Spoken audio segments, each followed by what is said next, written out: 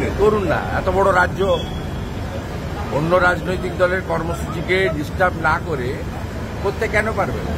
BJP তো করেছে 600 kilometre, কংগ্রেসও পলাশিতে করেছে, তা করুন না। না বলছে এত বড় রাজ্য, 11 কোটি দেশ, দার্জিলিং থেকে দীঘা, কোচবিহার থেকে কাকদ্বীপ, এতগুলো জেলা, এত বিরাট এলাকা, কেন করবেন? নিশ্চয়ই করবেন।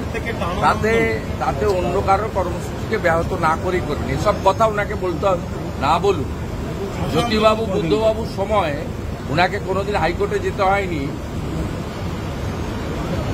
বন্ধ হরতাল করতে, আর আমাকে 87 টাইম যেতে হয়েছে, যেহেতু আমি opposition leader, no sitting opposition leader, এবং বিজেপিকে রিপ্রেজেন্ট করি। সেই কারণে আমাকে 86 বার যেতে হয়েছে হাইকোর্টে, এবং উনি থাকতে থাকতে মাস 6 আছেন, উনি আরো বার 14 যেতে হবে। বলুন, আমি আমার ফ্লাইটে টাইম।